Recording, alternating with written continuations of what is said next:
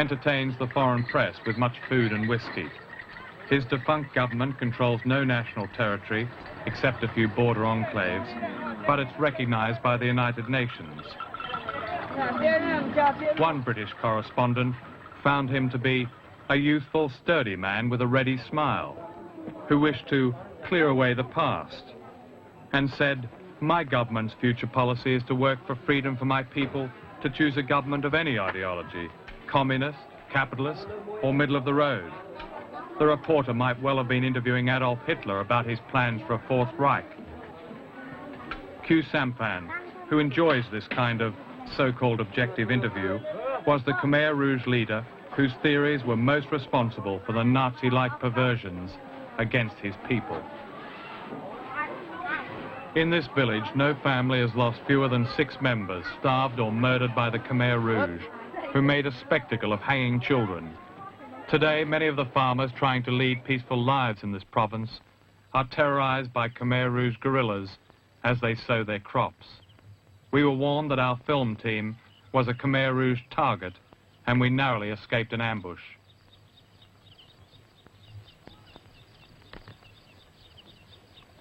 The rice seed, which we followed 350 miles from the docks at Phnom Penh, ended up here.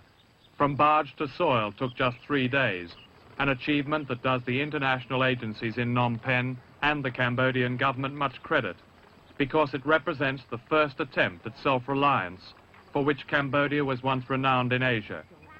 But this self-reliance is being threatened by the Khmer Rouge, who are being restored and allowed to regroup on the Thai border. I shall report on this in part 2. This is a cockpit of war, Indochina.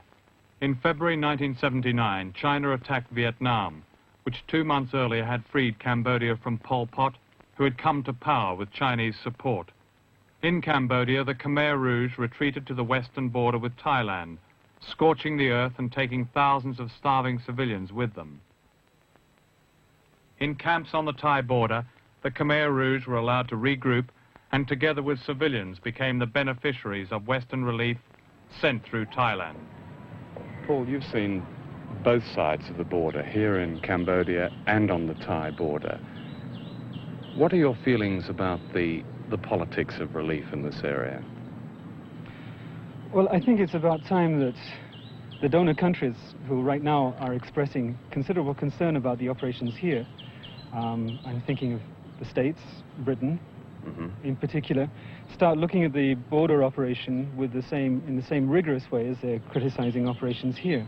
I think what we tend to forget is that there's virtually no monitoring can be done along the border. No American official can get very far into the country.